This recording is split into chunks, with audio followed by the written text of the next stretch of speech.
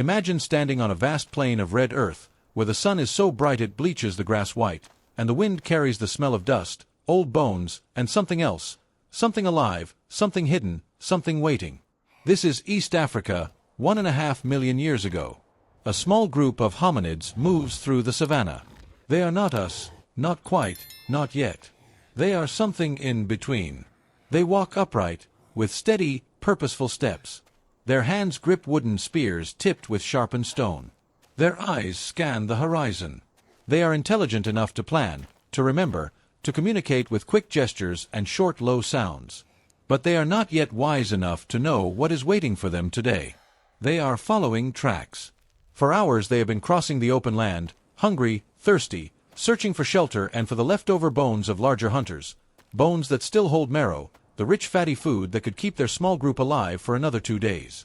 They find one bone, then another. The trail is clear. Something has been dragging carcasses across this part of the savannah for a very long time. They do not yet understand what that really means. The trail leads them toward a low cluster of black volcanic rocks rising from the grass like the broken teeth of some buried giant.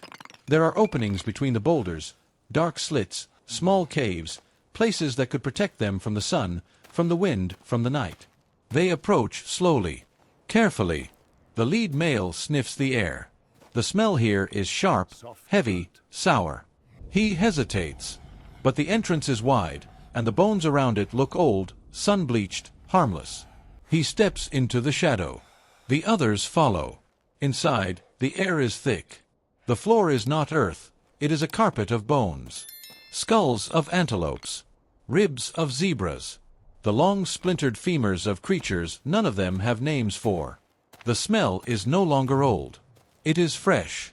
It is sweet and rotten and warm. And then they hear it. A breath. Slow. Heavy. Coming from somewhere deeper inside the rock. The lead male freezes. His companions freeze with him. They do not speak. They do not yet have words for this. But every cell in their bodies understands. They have walked into the home of something. Something large. Something patient. Something that has been watching them since they crossed the first patch of red dust outside. A shape moves at the mouth of the cave behind them. It is enormous. A hyena, but not the small nervous scavengers that creep around their camp at night. This one is the size of a small lion. Its shoulders are massive, its jaws built to shatter the thick leg bones of elephants. Its yellow eyes catch the last shaft of sunlight at the cave's entrance. It is not alone. A second hyena slides in from the side, low to the ground, silent. A third appears at the entrance, blocking the way out completely. The hominids understand, in the cold, sudden way that animals understand, that they have made a mistake that may cost them everything. They press themselves against the back wall. The lead male raises his spear. The wood trembles in his hand, not from weakness, but from the racing of his heart. He has fought small hyenas before. He has never fought one this size. He has never faced 3 at once. And he has never fought them in the dark, on their own ground, surrounded by the bones of everything that came before him. The first hyena lunges.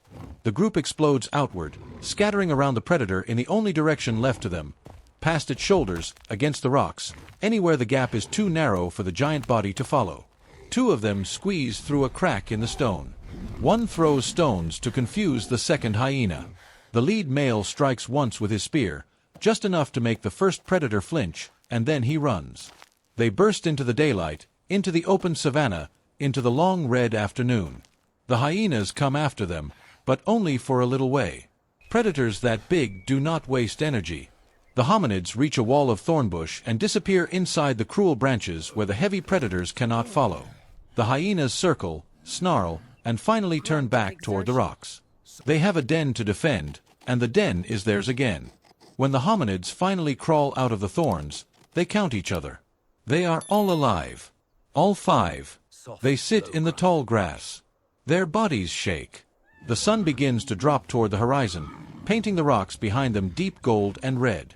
The older female picks thorns out of the younger one's arm with fingers that have done this 100 times. No one speaks. No one needs to. They do not know, in any language we would recognize, what they have just learned. But they will remember the smell of that cave. They will remember the sound of that breath. They will remember the shape of the eyes in the dark. And one day, in glances, in gestures, in the careful path their grandchildren will take around these very rocks, the memory will be passed on. This is how our ancestors learned the world.